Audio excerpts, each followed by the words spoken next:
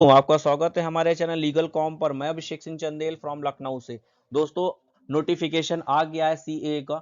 और दोस्तों, नागरिकता संशोधन अधिनियम की जो नोटिफिकेशन आई है, ये केंद्रीय गृह मंत्रालय के द्वारा सोमवार को शाम को 6 बजे नियम को लेकर एक नोटिफिकेशन आया है। और देखिए, इस जो सीए लॉ है, इस संशोधन कानून लागू होने से क्या होगा कि पाकिस्तान, बांग्लादेश और अफगानिस्तान से आए गैर मुस्लिम शरणार्थियों को अब आसानी से नागरिकता मिल पाएगी। और इसके अलावा सीए कानून के नियम और प्रावधान क्या हैं, इनके बारे में हम लोग विस्तार से चर्चा करेंगे। और देखिए, इस कानून में जो जस्ट 10 जुड़ी बातें थी, मैंने उनको यहाँ पे लिखा हुआ है, उनके बारे में यहाँ पे हम लोग चर्चा करेंगे। और दोस्तों, चलिए इसको शुरू करते हैं। ये कौन सी 10 बड़ी बातें हैं। अब देखिए, पहला क्या है कि जो सीए का फुल फॉर्म क्या है, नागरिकता संशोधन अधिनियम। अब नागरिकता संशोधन अधिनियम 2019 एक ऐसा कानून है जिसके तहत दिसंबर 2014 से पहले 3 पड़ोसी देश पाकिस्तान, बांग्लादेश और अफगानिस्तान से भारत में आने वाले 6 धार्मिक अल्पसंख्यक हिंदू, सिख, बौद्ध, जैन, फारसी और ईसाई को नागरिकता दी जाएगी। ये लोग आप बिल्कुल क्लियर रखिए अपने माइंड में। अब इसके अलावा केंद्रीय गृह मंत्रालय के द्वारा लोकसभा चुनाव से पहले, जो भी चुनाव होने वाले हैं 11 मार्च 2024 को होने से पहले, ठीक है, नागरिकता संशोधन अधिनियम 2000 की अधिसूचना जारी कर दी गई है।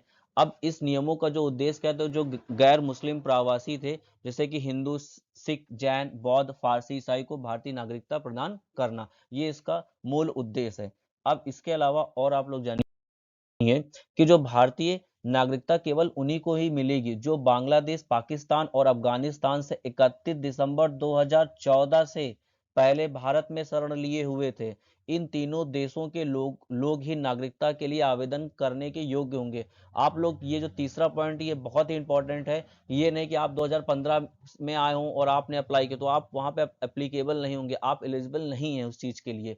मींस इसकी जो लास्ट डेट रखी गई है कि जो 31 दिसंबर 2014 से पहले भारत में शरण लिए होंगे। कहां से? बांग्लादेश से, पाकिस्तान से और अफगानिस्तान से। इसके अलावा नहीं कि आप 31 दिसंबर 2015 में आप भारत आए हो तो आपको नहीं मिलेगी। ठीक है, ये ऐसा कि इसमें कोई नोटिफिकेशन में ऐसा कुछ नहीं लिखा हुआ। इसके अलावा आप लोग ये भी जानिए कि जो नागरिकता संशोधन अधिनियम 2019, ये दिसंबर 2019 में संसद में पारित किया गया था। और उस टाइम पे राष्ट्रपति से मंजूरी भी मिल गई थी, लेकिन क्या हुआ था कि अलग अलग स्टेट में इसके अगेंस्ट में बहुत सारे प्रोटेस्ट हुए थे। ठीक है, अब सीए के नियम पहले ही तैयार कर लिए गए थे और इसका सिर्फ ऑनलाइन, मतलब जितनी प्रक्रियाएं थी, मतलब ये कहा गया था कि जिनको नागरिकता चाहिए वो आके अपना ऑनलाइन फॉर्म भरें। अब देखिए, इस दस्तावेज बहुत ज्यादा रिक्वायरमेंट नहीं थी, बस आपको ये बताना रहता था कि भाई आप भारत कब आए थे, बस। इससे ज्यादा उस टाइम पे बहुत से ह्यूमर्स फैल रहे थे कि भाई ये डॉक्यूमेंट लेना होगा, वो डॉक्यूमेंट लेना होगा, ऐसा कुछ नहीं। सिर्फ आपको ये बताना रहेगा कि भाई आप भारत कब आए थे। इससे ज्यादा आपको कुछ भी बताने की आवश्यकता नहीं है। अब दोस्तों, पिछले 2 वर्षों के दौरान 9 राज्यों के 30 से अधिक जिला मजिस्ट्रेटों और गृह सचिव को नागरिकता अधिनियम 1955 के तहत अफगानिस्तान, बांग्लादेश और पाकिस्तान से आने वाले हिंदुओं, सिखों, बौद्ध, जैनियों, पारसी और ईसाइयों को भारतीय नागरिकता प्रदान करने की क्षमता प्रदान की जा चुकी है। ये लोग आप बिल्कुल दिमाग में रखिएगा।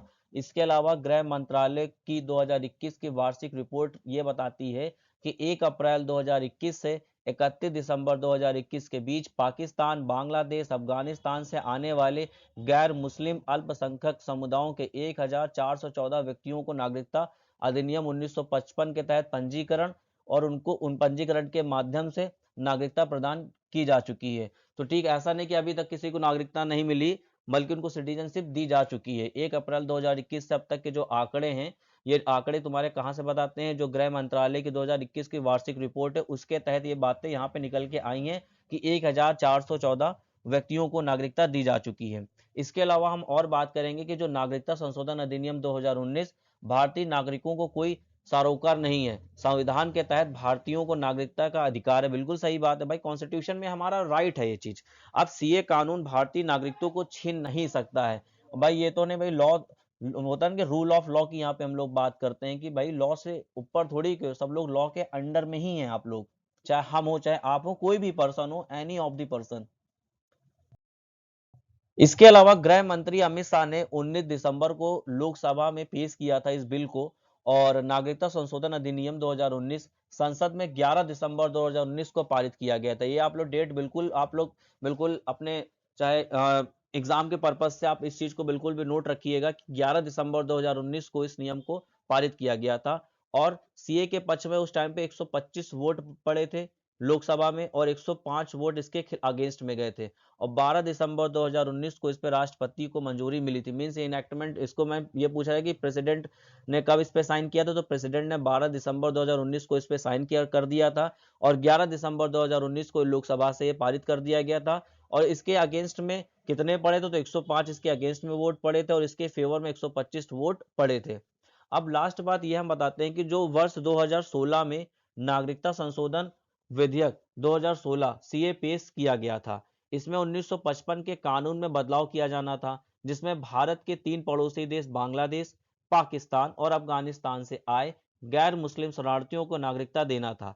अगस्त 2016 में इसे संयुक्त संसदीय कमेटी में भेजा गया, और कमेटी ने 7 जनवरी 2019 को इसकी रिपोर्ट सौंपी थी। उसके बाद से सारी प्रक्रियाएं स्टार्टिंग हुई थी, जो कि आपको 11 दिसंबर 2019 को जाके ये लोकसभा में पारित हुआ, और 12 दिसंबर 2019 को इसको राष्ट्रपति ने इसको मंजूरी मिल गई, और आज इसका नोटिफिकेशन आ गया है। काफी सारे प्रोटेस्ट हुए हैं, उसके बाद ये अमेंडमेंट जारी किया गया। यही सारी इसकी मोटी मोटी बातें थे। और इस लॉ पे अगर आप और भी आपको चीजें जाननी है तो आप मुझे कमेंट कीजिए, और आप इसके सपोर्ट में हैं या फिर इसके अगेंस्ट में हैं, वो भी आप मुझे कमेंट बॉक्स में बताइए। और बाकी की जो बातें होंगी हम लोग कमेंट बॉक्स में ही कर देंगे। मैं हर कमेंट का रिप्लाई तो आप लोगों को पता ही मैं करता ही रहता हूँ। और प्लीज़ दोस्तों, इस वीडियो को अपने सारे दोस्तों और अपने परिवार में शेयर कीजिए, क्योंकि ये बहुत ही इंपॉर्टेंट वीडियो है। और इसके अलावा मेरे चैनल को सब्सक्राइब कीजिए फॉर द मोर अपडेट्स के लिए। Thank you so much for watching my this video.